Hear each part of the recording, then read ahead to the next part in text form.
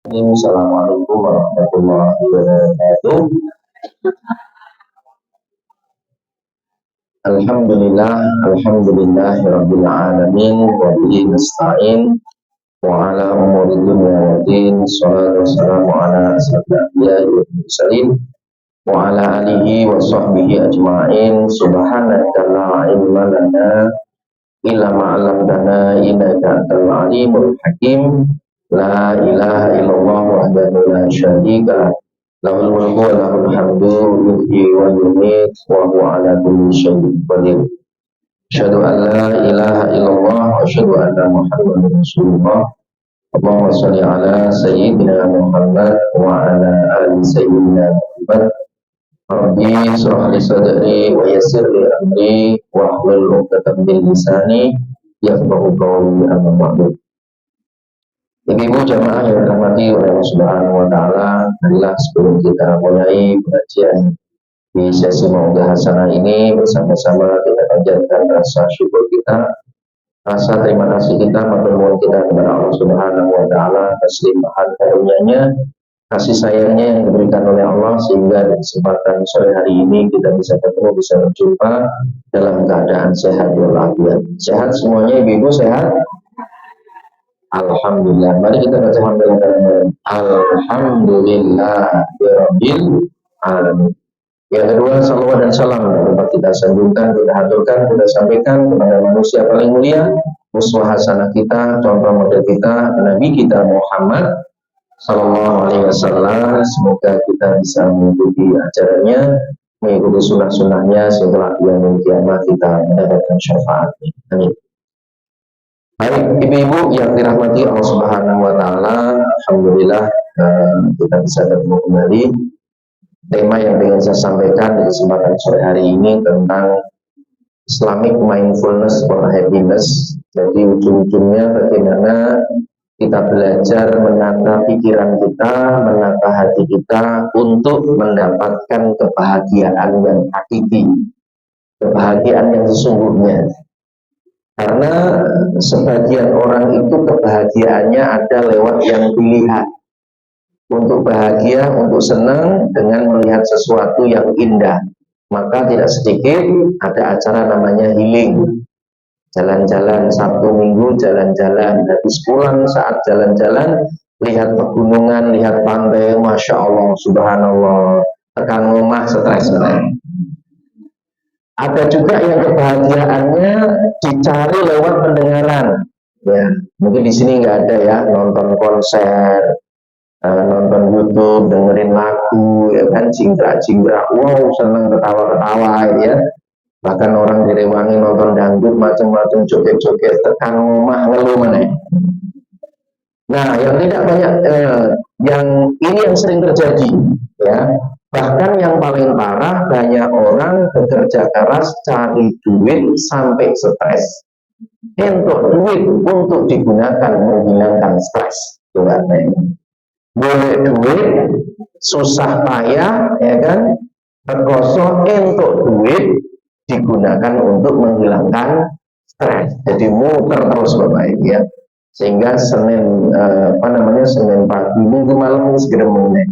Ya, jangkrik tenane sesuk Senin meneh ya. Jadi harus mureng-mureng Bapak Ibu, ya. Nah, hari ini kita akan belajar mencoba bagaimana kita menata diri kita, menata pikiran dan hati kita. Nah, saya akan kasih kunci sebenarnya materi yang saya sampaikan ini minimal setidaknya ada 3-4 sesi sebenarnya, 4 kali ketemu, saling ketemu lebih 2 jam. Tapi saya akan ambil setengah jam ini, saya ambil pokoknya, ya. Bapak Ibu yang ibu-ibu jamaah yang rahmati Allah Subhanahu wa taala, saya akan mulai dengan sebuah pertanyaan bahwasanya kita semuanya, saya dengan panjenengan ini yang hadir di sini, pasti hidup kita saat ini, detik ini tidak lepas dari namanya masalah. Betul ya, Bu ya? Oke, saya yakin siapa yang di sini yang ngomong katanya tidak punya masalah. Saya yakin punya masalah. Kenapa saya sebut hidup kita di dunia ini tidak lepas dari namanya masalah? Karena masalah ini sunatullah. Masalah ini hukum alam. Sebagaimana Allah berfirman di surat Al-Baqarah 155, Allah Subhanahu wa taala berfirman, A'udzubillahi minasyaitonir rajim. Bismillahirrahmanirrahim. Wa lanabluwannakum min syai'in minal khawfi wal ju'i wa naqsin minal amwali wal anfusi was samarat. Kok angel bener? Walah. Ini juga masalah, Bu ya. Wa lanabluwannakum min syai'in minal khawfi wal ju'i wa naqsin minal amwali wal anfusi was samarat wa basyirus sabirin. Dan kami pasti, kata Allah, akan menguji kamu dengan sedikit ketakutan, kekurangan harta, kekurangan jiwa dan buah-buahan, dan sampaikanlah kabar gembira kepada orang-orang yang sabar. Ya, kalau bisa kita ambil dari ayat ini, surat Al-Baqarah 155 ini, masalah manusia itu, masalah ya, ini nanti saya akan sampaikan ada masalah, ada sumber penderitaan. Kalau sumber masalah ya, itu setidaknya ada 5, Bu. Jadi orang hari ini kalau punya masalah, itu mesti jalurnya setidaknya ada 5 ini. Apa 5 dimensi masalah hidup kita? Ya, yang nanti perlu kita tata diri kita. Yang pertama adalah masalah fisik. Masalah apa? Fisik. Ada hari ini yang mohon maaf diuji sedang punya masalah fisik, yaitu namanya sakit. Entah itu gula darahnya tinggi, ya kan, kolesterol, asam urat, ya, awake pegel-pegel, mungkin sangat kecepet, melaku ra kepenak, gitu ora nyaman, ya kan. Ini namanya masalah fisik. Itu sumber pertama. Ada yang terkena masalah ini? Ada. Ya. Atau yang kedua, terkena masalah yang kedua, kalau dari fisik itu kaitan dengan casing. Casingnya yang masalah. Ya, bukan ganti ya. Kalau mobil istilahnya casing. Mobil ini baret-baret, ini ya. Nah, itu namanya masalah fisik. Yang kedua masalah emosi. Masalah emosi itu nesunan, mutungan, tersinggungan, sungguh pendek, ya kan? Lali, tonggone ono hajatan lari rak diundang, nesu, ya kan? Nah, itu namanya masalah emosi. Ya. Jadi mudah marah, jengkel, iri, dengki melihat orang bahagia, dia malah menderita, melihat orang menderita, dia malah bahagia. Ya, itu masalah emosi. Nah, yang ketiga, ini saya yakin juga orangnya datang, yaitu masalah hubungan. Masalah apa? Hubungan itu maksudnya suami punya masalah dengan istri, istri dengan suami, ada yang ora akur wong tua karo anake, anak ora akur karo wong tuane, mantu sama mertua, ora apik karo tonggone, ora apik karo sesama jamaah. Singkat cerita, ada masalah hubungan dengan orang lain. Apalagi kalau masalah ini ada di keluarga, wah, menguras energi yang luar biasa. Padahal keluarga itu kan setiap hari kita ketemu dengan pasangan. Ya, ini kalau punya masalah hubungan ini akan bisa menguras energi kita, menguras emosi kita, ya, bahkan nanti ujung-ujungnya kena penyakit juga. Masalah hubungan. Ada yang terkena ini? Ada. Ya, ora akur karo bojone, karo tonggone, ya kan? Memang kan pengajian we mikir, melingkir iki mikir, wong ini sebelah ndi yo? Oh, ini sebelah kanan, aku kan kiri lah ya. Nah, ini masalah hubungan, ya. Nah, ini luar biasa, ya. Kemudian yang keempat, ini yang paling banyak, ya. Ini aku yakin ngomel kok, kerudung kita ya bang, ya. Yang keempat adalah masalah finansial. Masalah apa, Bu? Masalah finansial, masalah uang, kurang duit, ya, atau hutang nggak kunjung selesai. Bahkan saya dapat informasi kabar dari apa namanya ya, CNC kalau nggak salah, bahwasanya hutang di Indonesia orang terkena jerat hutang pinjol itu sampai 60 triliun. dan didominasi oleh kaum Z dan kaum milenial. Dan sebagian besar dia tidak mengembalikan hutangnya. Jadi masalah finansial, masalah keuangan. Atau yang kelima, masalah manusia itu adalah masalah spiritual. Apa itu masalah spiritual? Ya, mungkin sebagian kita kena, orangnya rajin ikut pengajian, rajin ikut ngaji, sayangnya akhlaknya tidak sesuai dengan saat dia ngaji.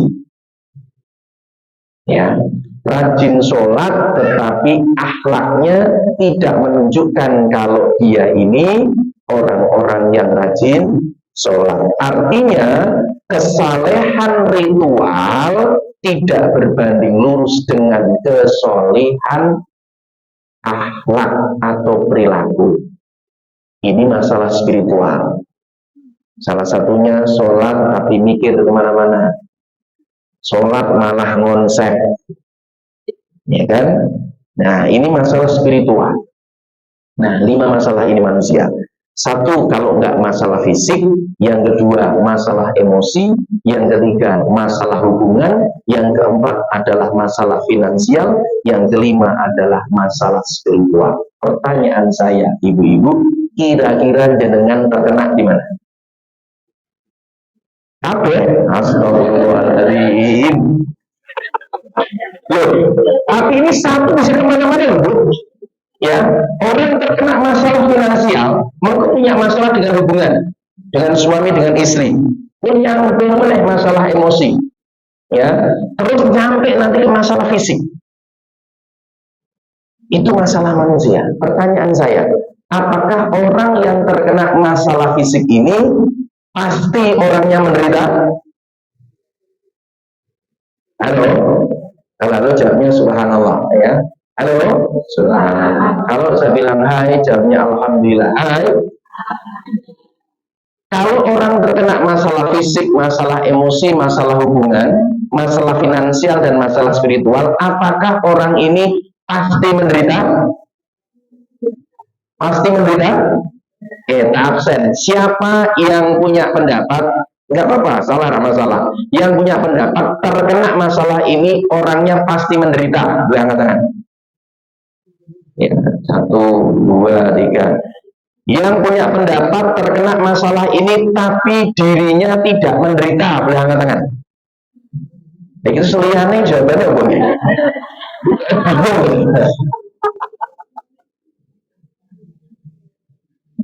Pertanyaan saya, ada nggak orang terkena masalah ini tapi hidupnya bahagia, tenang-tenang saja? Ada?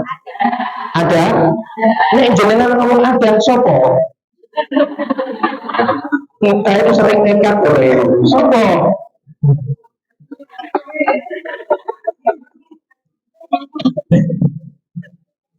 Ditanya jawabannya nekatnya. Ada Pak sopo? Pak, ya. Ya, Bapak Ibu yang rahmati Allah Subhanahu wa taala, ini Bu, ini saya akan bedakan. Jadi, 5 masalah ini bisa membuat orang menderita, bisa juga tidak. Ya, kita terkena masalah ini belum tentu orang ini akan menderita. Karena nanti sumber penderitaan bukan dari 5 ini. Ya, ada nggak orang yang terkena masalah ini tapi hidupnya baik-baik saja? Jawabannya adalah ada. Sopo? Ya. Ya, inilah Bapak Ibu, ibu-ibu semua ya. Sama-sama belajar, saya sudah sedang belajar ya, memahami ini agar hidup yang sebentar ini betul-betul bisa kita nikmati sesungguhnya, apapun keadaannya.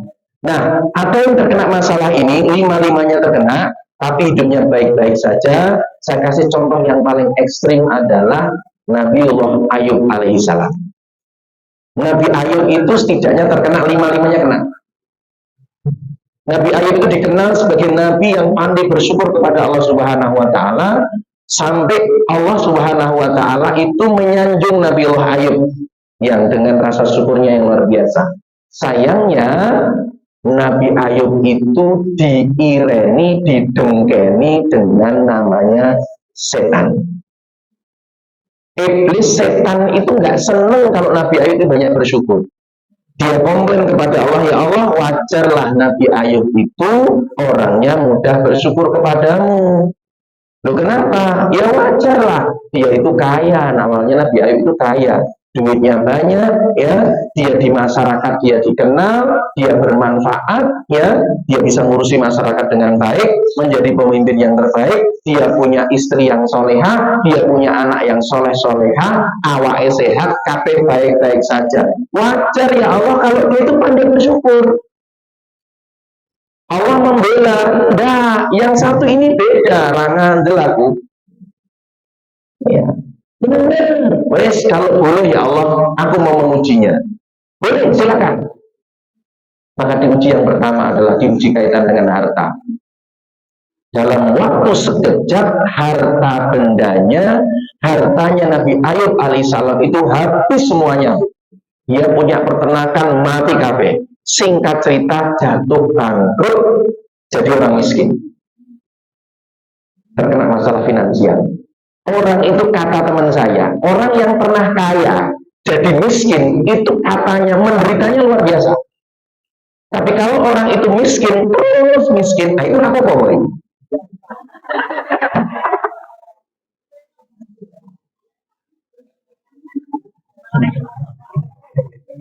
Lanjut dengan pengen sudah miskin. Ya, harta bendanya semua habis. Tapi setelah dia melihat semuanya habis, Ayub dengan tersenyum dia mengucapkan Alhamdulillah. Sambil tersenyum dia mengucapkan Alhamdulillah. Setan iblis malah emosi. Wah luar biasa tenang. Hartanya habis, dia masih mengucapkan Alhamdulillah. Kira-kira jenengan ngono ora?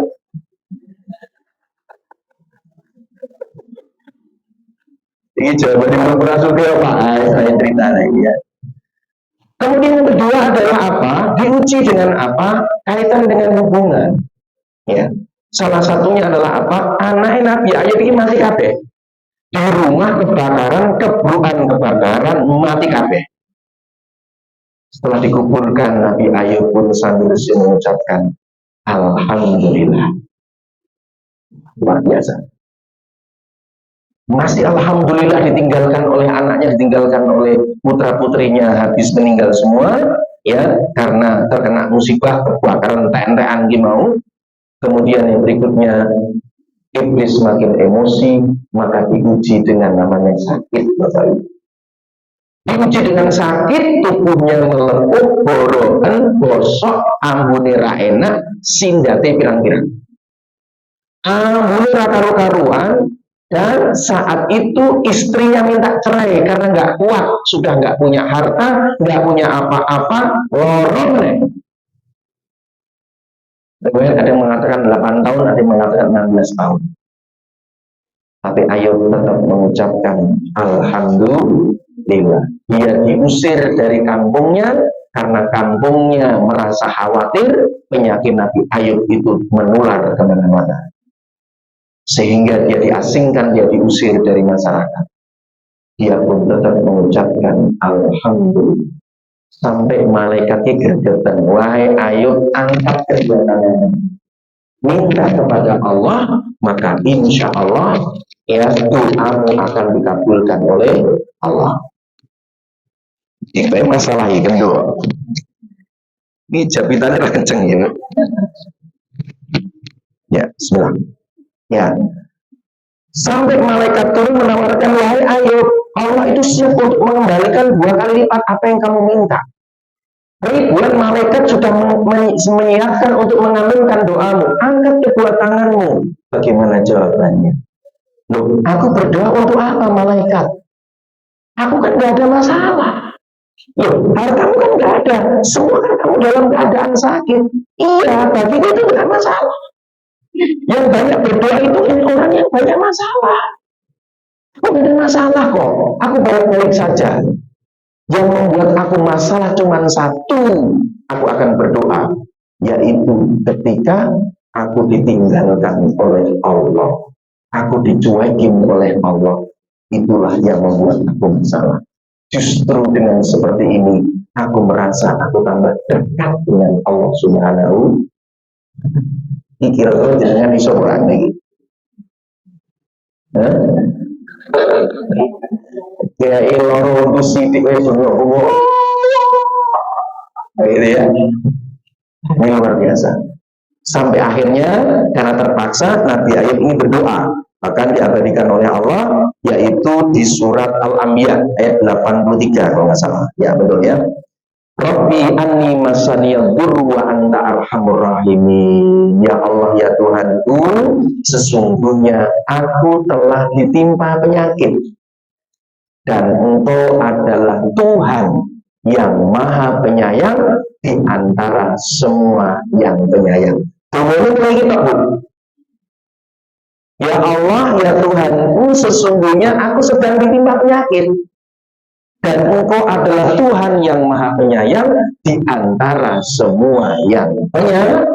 Yang dengan doa inilah Allah kembalikan kesehatannya, kembalikan hartanya, kembalikan kejayaannya, kembalikan semua anaknya, kembalikan semuanya bahkan 2 kali lipat oleh Allah Subhanahu.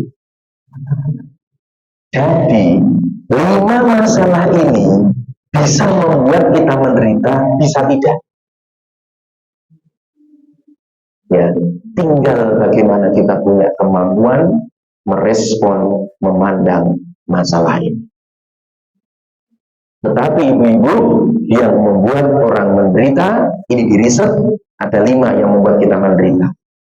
Sesungguhnya 5 masalah tadi, itu sunatullahnya kita itu kena masalah itu.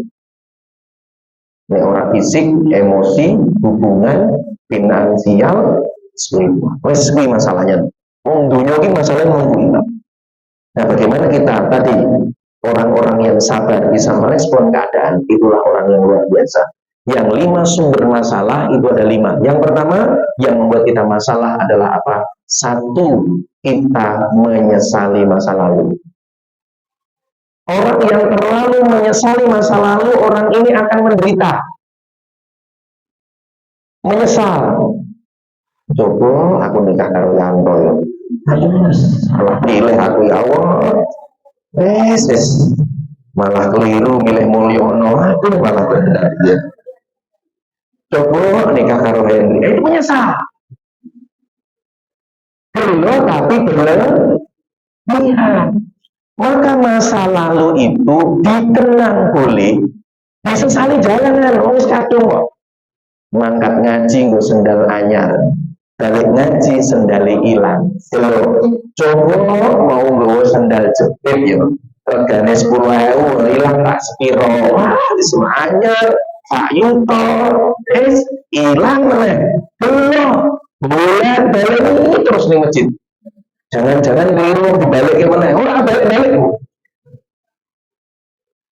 Ini sumber penderitaan, menyesali masa lalu.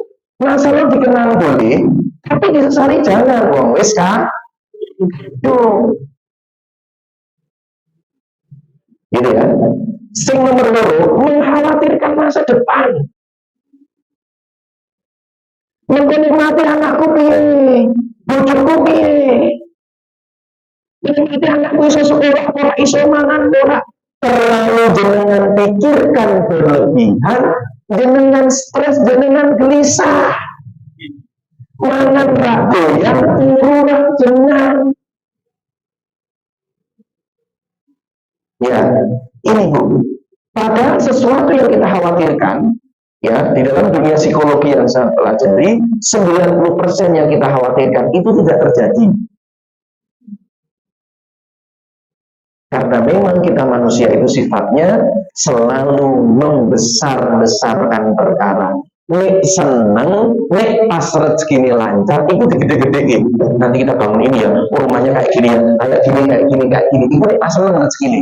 Tapi nek pas susah, gede-gede. Didramatisir itu. Kita pernah ketemu setelah saat pelatihan, ya saat pelatihan orang ketawa-ketawa, karena banyak materi saya itu selalu simbol orang ketawa-ketawa. Aku melihat bapak-bapak itu kok sedih, gresmulo terus.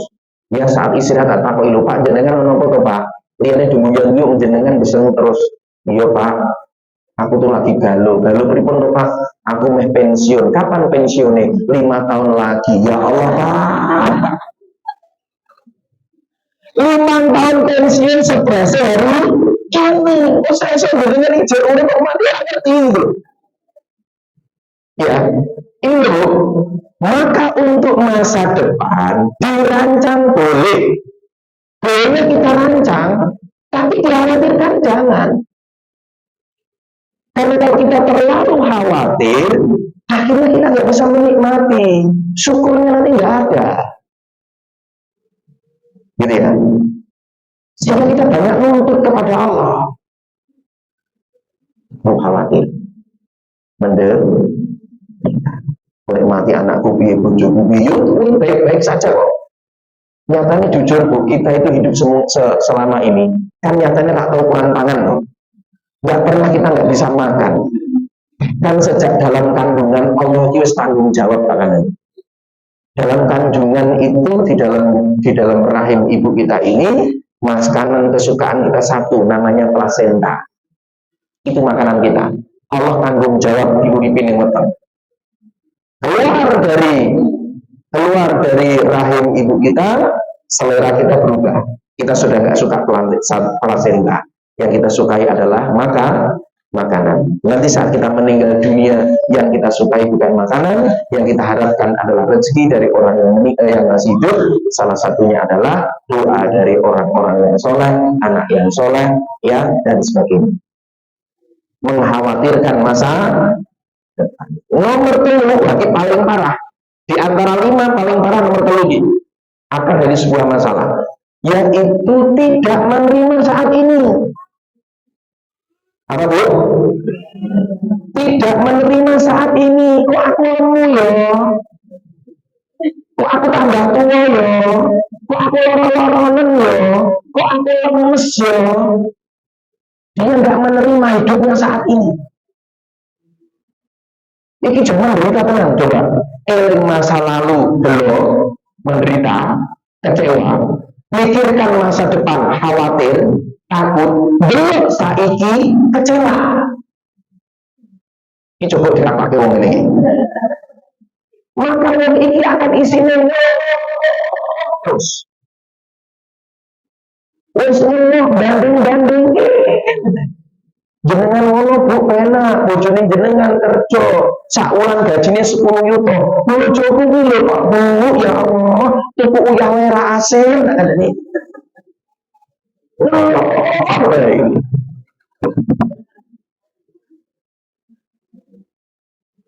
Orang-orang ini itu sumber penderitaan. Tadi, Nabi Ayub tadi punya masalah tadi keuangan finansial, ya. Apa yang terjadi? Dia menikmati, dia sadar itu.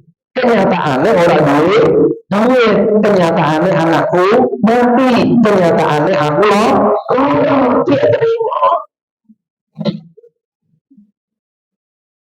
Ini, maka berkaitan dengan nomor 3 itu, nikmati, syukur hidup kita saat ini.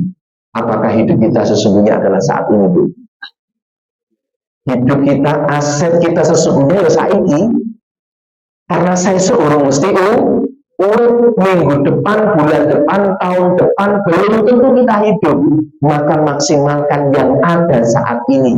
Itulah Rasulullah berpesan, nek gue pengen amal soleh, ojo ditunda-tunda, disegerakan. Karena belum tahu apakah esok kita masih hidup atau tidak. Nih, nomor 1, tidak menerima saat ini. Nomor 4, ini yang paling akeh, yaitu menaruh kebahagiaan lewat mulut orang lain. Nek ngotot-ngotot ini kita ini ya. Nek tuku motor ini, fungsi motor alat transportasi, goro-goro mikir wong liya, mikir tonggone karena motornya tonggone anyar-anyar. Keren-keren, akhirnya melu-melu.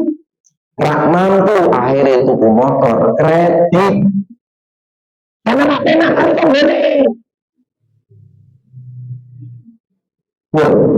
Menaruh kebahagiaan lewat mulut orang lain. Diomongin, Bu, jenengan tambah lemu.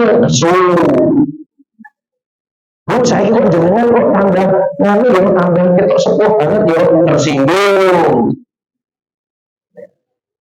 Ini namanya menaruh kebahagiaan lewat mulut orang lain. Jenengan terlalu memikirkan orang lain, omongan orang lain kepada jenengan. Padahal hidup ini tidak mungkin memuaskan semua orang. Saapi-api jenengan kuwi ana sing seneng, ana sing ora seneng. Jenengan bisa mengolah ini, kita akan bahagia, Bu, serius. Ya. Nah, suatu ketika ada seorang murid datang kepada gurunya. Guru, ada apa? Aku kok tersinggungan ya guru ya. Aku diomongi wong sithik kok aku kok lara hati, panas hati ya guru. Aku kok emosian ya guru ya. Ono apa ya? Sebabnya apa toh? Oh, ngono. Ya wis, yuk melu aku. Gurunya mengajak dia ke dapur, dia siapkan satu gelas, kemudian ambil 1 genggam garam, dimasukkan garam itu ke dalam gelas, diaduk, disuruh untuk minum muridnya. Silakan kamu minum. Mulai diminum, muntahkan, wasin guru, wasin guru, wasin toh, wasin guru. Oh ya wes, ikut yang guri, ono uyah sak-sak, tolong digowo. Kemana guru? Melu aku, neng kali. Mengajak ke kali, kemudian nggak begitu lama, airnya pun mengalir, Bu. Airnya banyak, kemudian minta 1 gram garam, taruh di air, diaduk, kemudian diambil airnya, disuruh minum. Gimana rasanya? Seger guru, ada asinnya nggak ada. Ya wes, sak-sak lepoke kabeh. Sak-sak dilepoke kabeh ning kali, nggak begitu lama diaduk, ambil airnya, suruh minum. Apa yang terjadi? Asin nggak? Nggak asin guru sama sekali. Wahai muridku, sesungguhnya yang membuat dirimu gampang emosi itu bukan air garam. Air garam itu adalah omongan orang lain terhadap kehidupanmu. Air garam itu adalah orang ngomong tentang dirimu. Dan gelas itu adalah wadahmu. Kalau wadahmu itu 1 gelas, orang ngomong dikit kamu tersinggung, kamu airnya gampang asin. Maka jadilah hari ini, luaskan wadahmu, wadahmu luas, seluas danau, seluas sungai, maka berapapun garam yang ditaruh tidak akan membuat dirinya asin. Wadahnya digedeke. Wahai muridku, kita ambil pesan dari Luqmanul Hakim kepada putranya. Suatu ketika Luqmanul Hakim ini bersama dengan putranya dengan membawa 1 ekor keledai. Pertama, putranya taruh di atas keledai, Luqmanul Hakim nuntun, Bu, lewat di gerombolan orang, lewat di pasar, apa yang terjadi? Wong ing gremeng, bocah ra duwe sopan santun. Bapak ekor nuntun, anake enak-enakan numpak keledai. Wes anake sapa ra duwe sopan santun. Salah, Bu. Akhirnya anake medun, bapake numpak. Numpak keledai, kuat, Bu, berjalan. Orang kumpul-kumpul meneh, gelung meneh, kan ini. Bapak kurang ajar, bapak rangge rasa kasih sayang karo anake. Dia numpak anake konon, dasar bapak ini jangan ragenak, salah meneh. Akhirnya keledai tumpai woro karena keledai cilik ketok mayek-mayek, Bu.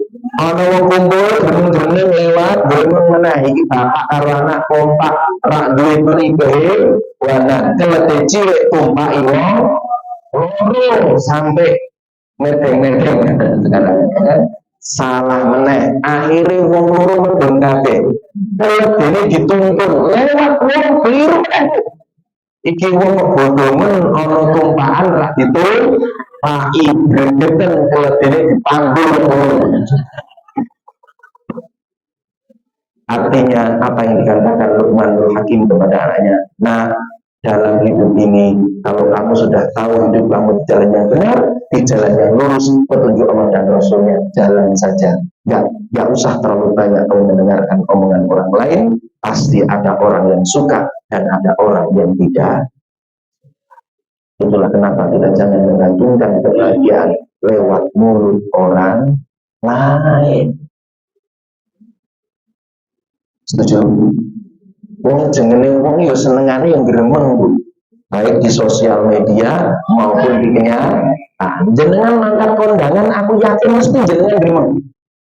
mesti rasane iki sing lanang elek wedoke ayu iki jenengan gremeng ya Allah wedok iki nek matre tenan duit kok wis gelem padahal bapake elek bojone elek gremeng engko makanan meneh ya kan mangane dilele sing tekoke mangane kurang gremengi kasinen gremengi pokoknya mesti harus keliru jenengan.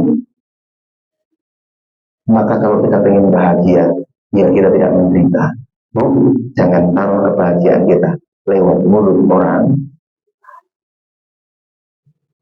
Ya, jangan mudah bahagia, jangan mudah senang ketika orang ngomong, kok jenengan awet nom toh, orang mau awet nom. Tapi kode jalur terakhir tuh. Ya, ini tampak mudah ada awet nom orang. Satu kisah kita ambil dari baginda besar Muhammad SAW. Ya, ini kisah yang cukup menarik, menguatkan jangan menaruh kebahagiaan lewat mulut orang lain. Suatu ketika ini cukup populer, kita sudah kenal, saya yakin cerita ini sering diulang-ulang di ustadz dimanapun. Ya, sebelum baginda Rasulullah ini wafat, sebelum beliau meninggal, baginda Rasulullah Muhammad SAW itu punya kebiasaan yaitu menyuapi makanan orang tua buta. Di pojok pasar Madinah itu ada orang tua buta, yang orang tua buta itu setiap hari, setiap waktu itu selalu teriak-teriak, jangan ikuti Muhammad, Muhammad tukang tipu, tukang sihir, jangan dekat-dekat dengan dirinya, teriak-teriak negatif, ya, mencemooh nama Nabi Muhammad. Kemudian Rasulullah mendekat dengan membawa makanan, ya, kemudian minta izin, Pak, boleh nggak Pak, aku nyuapi makanan kepada dirimu? Boleh. Makanannya dilembutkan terlebih dahulu, kemudian sebelum disuapkan, dibasuh dengan kasih sayang, dahinya dibasuh dengan kasihan, dimasukkan makanan ke dalam mulutnya orang yang buta. Ya, dengan penuh lemah lembut Rasulullah menyuapi si buta ini, sangat senang, sangat bahagia karena ada orang yang perhatian. Kemudian orang buta ini tanya, Bapak siapa? Jenengan nggak perlu siapa nama saya. Yang penting hari ini jenengan bisa makan. Maka siapa? Ya sama-sama. Saya esok meneh Rasul datang. Orang ini teriak-teriak, jangan ikuti Muhammad. Muhammad tukang tipu, tukang sihir. Jangan dekat-dekat dengan dirinya. Kalau kau dekat, kau akan terpengaruh olehnya. Kau akan terpengaruh ikut agamanya. Datang lagi, Pak, lapar ye, mau nggak tak suapi, ye, monggo, dilembutkan makanannya, disuapi makanan. Nyamping baiknya si orang buta ini akhirnya ngasih tahu, Pak, karena jenengan nggak tahu siapa, saya tidak tahu nama jenengan siapa, karena jenengan sudah jadi orang baik, izinkan aku kasih nasihat kepada jenengan. Apa nasihatnya? Kata Rasulullah, Pak, saya doakan jangan sampai jenengan ketemu yang namanya Muhammad. Muhammad itu tukang tipu, tukang sihir. Jangan sampai berdekat-dekat dengan dirinya. Dia akan terpengaruh olehnya. Oh gitu ya Pak. Jadi matur nuwun. Saya Rasulullah tukang orang sampai akhirnya beliau wafat. Dengan meninggal dunia, Abu Bakar bertanya kepada putrinya sekaligus istri dari baginda Rasulullah, yaitu Aisyah. Wahai putriku, apa yang dilakukan oleh nabiku yang belum aku lakukan? Apa ya ayahanda ya? Kayaknya semua sudah dilakukan. Oh iya, satu ayahanda, satu Rasul sering lakukan, yaitu hampir setiap hari beliau datang di pojok pasar Madinah. Di sana ada orang tua buta yang selalu disuapi makanan oleh Rasul. Itu ya, iya. Maka Abu Bakar sami'na wa ata'na, dia mengikuti apa yang dilakukan oleh Rasul. Akhirnya dia berjalan menuju pojok pasar Madinah, dan Abu Bakar agak kaget dengar suara, jangan ikuti Muhammad. Muhammad tukang tipu, tukang sihir. Jangan dekat-dekat dengan dirinya. Teriak marah-marah luar biasa. Abu Bakar kaget dan semakin dekat suara itu. Ternyata orang tua buta yang tandanya mirip yang diceritakan oleh Aisyah. Maka Abu Bakar dengan semangat menuju ke orang itu, akhirnya ngomong, Pak, boleh nggak Pak saya menyuapi makanan? Boleh sebagaimana biasa, ya kan? Kemudian ambil makanan, dimasukkan ke dalam mulutnya. Si bapak ini ngomong, Pak, bapak nggak biasanya ya? Abu Bakar mengatakan, aku yang biasanya enggak. Yang biasanya menyuapi aku itu orangnya lembut. Makanya dilembutkan lebih dahulu. Jenengan kasar, jenengan enggak biasanya. Ya. Kemudian Abu Bakar meneteskan air mata. Luar biasa ya Rasul. Ya. Kemudian Abu Bakar mengaku, Pak, saya memang bukan yang biasanya. Yang biasanya menyuapi itu adalah kawan saya. Oh ya, nggak apa-apa, nyuapi. Karena kamu sudah berbuat baik, izinkan aku kasih pesan nasihat kepada diri. Apa nasihatnya? Jangan sampai jenengan ketemu yang namanya Muhammad. Jangan sampai bertemu dengan namanya Muhammad. Muhammad itu tukang tipu, tukang sihir. Kalau dekat-dekat dengan dirinya, akan terpengaruh orangnya dan juga akan ikuti agamanya. Pokoknya saya doakan semua kamu tidak ketemu dengan namanya Muhammad. Maka Abu Bakar menangis, Bu, meneteskan air mata tersebut-sebut. Dia membayangkan betapa orang buta ini selalu berteriak ngata-ngatai negatif Rasulullah, tapi Rasulullah terus memberikan kebaikan kepada diri. Abu Bakar menangis, kemudian terdengar suaranya oleh orang buta ini. Akhirnya mengatakan, loh Mak, kenapa jenengan menangis? Ada apa? Ada yang salah dengan perkataanku? Maka Abu Bakar mengatakan, Pak, wahai bapak tua, tahukah kamu siapa yang nyuapi jenengan selama ini? Aku tidak tahu, karena orangnya tidak pernah ngaku siapa namanya. Hari ini saya kasih tahu. Yang nyuapi jenengan setiap hari dengan penuh kasih sayang itu adalah sahabatku, temanku yang kemarin meninggal dunia. Dialah Muhammad, Pak. Langsung seketika orang buta pingsan, Bu, kaget. Ketika terkaget, orang ini tidak ini akhirnya siuman bangun. Bagaimana caranya aku ketemu dengan dirinya? Aku minta maaf kepada dirinya. Maka yang bisa dia lakukan itu apa agamanya? Agama Islam. Dan saat itu begitu orang juga mengucapkan dua kali syahadat. Asyhadu an la ilaha illallah wa asyhadu anna Muhammadar Rasulullah. Masuk Islam bukan dengan kata-kata, masuk Islam bukan dengan ajaran, tapi dengan akhlak mulia. Ternyata orang mulia itu masuk Islam. Pada hari ini ibu semuanya, kalau ingin anak kita, suami kita, pilihan sekitar kita, yang baik terjadi perubahan, maka jangan banyak dengan ucapan, tunjukkan dengan akhlak yang mulia. Ini harus menunjukkan kebahagiaan orang lain. Kalau berbuat baik, berbuat baik. Kita juga sering memisah-misahkan loh. Ini kok nyakiti aku, nah orang berkata langsung dirimu baik. Terakhir aku. Yang orang apa tak usah diajak ini bukan grup kita. Masih mengharapkan kebahagiaan lewat orang. Dan yang kelima, ibu-ibu, yang membuat orang itu menderita adalah karena tidak memaafkan kesalahan orang lain. Ini yang membuat orang menderita. Tidak bisa memaafkan kesalahan orang lain. Bahkan saya menemukan ini kisah nyata, Bu. Serius, nyata. Cerita dari guru saya, ada seorang ibu-ibu yang ibu-ibu ini mohon maaf terkena penyakit kanker, ya stadium yang paling tinggi. Kemudian ditanya, ibu punya masalah enggak? Ada dendam enggak? Ada. Siapa? Mertua saya. Jujur aku jengkel kalau mertuaku. Jadi maafkan enggak? Rak sudi aku maafkan. Nah kenapa? Saya itu memang sejak latar belakangnya saya itu kawin lari dengan suami saya. Ya, saya kawin lari meskipun aku orang lari, enggak kesel ya.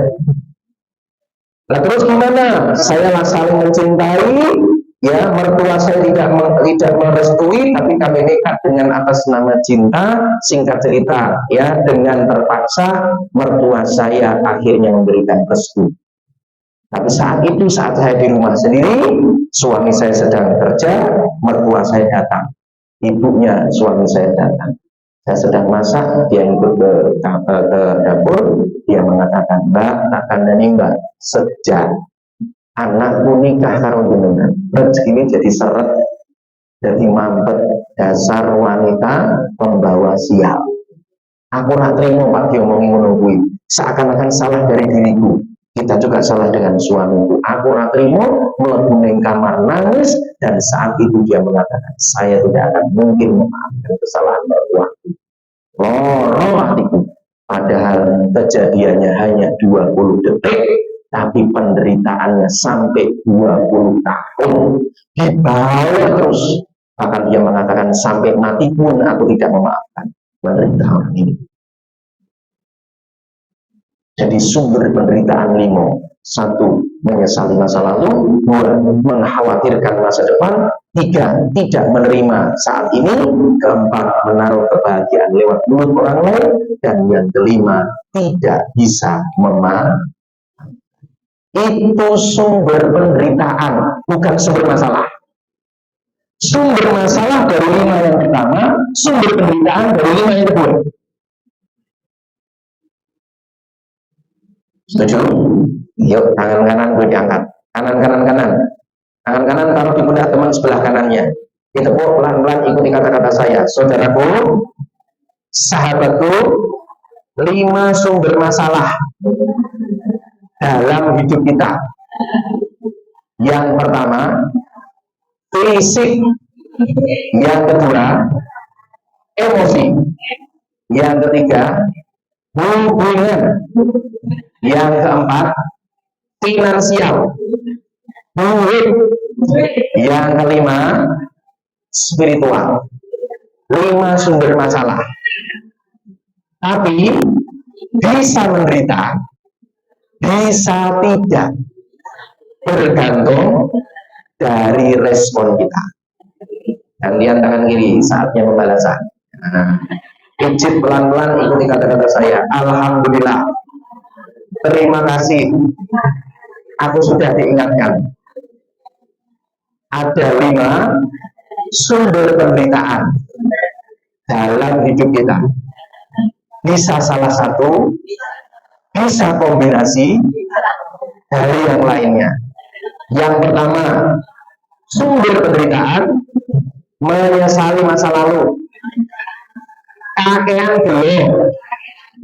Jikalau apabila seandainya membuat menderita. Yang kedua, mengkhawatirkan masa depan. Yang ketiga, tidak menerima saat ini. Yang keempat, menaruh kebahagiaan lewat mulut orang lain.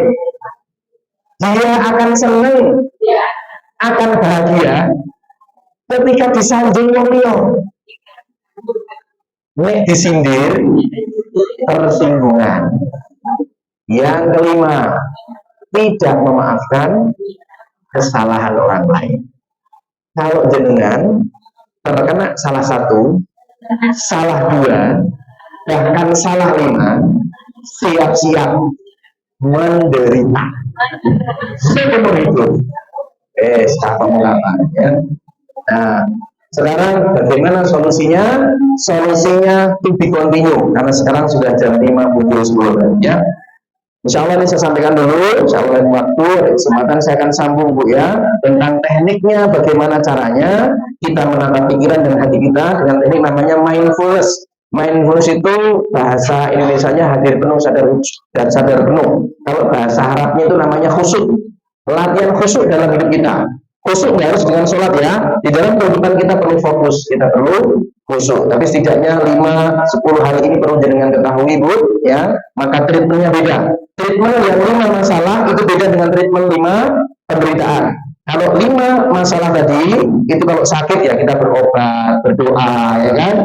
Kemudian masalah hubungan kita perbaiki hubungan, masalah emosi kita perbaiki diri kita, emosi kita, masalah keuangan juga kita selesaikan dengan masalah keuangan. Itu kaitan dengan lahiriah. Tapi kalau masalah penderitaan itu adalah yang kita tata adalah pikiran dan perasaan kita. Ya, kita kendalikan suara-suara yang ada di dalam diri kita.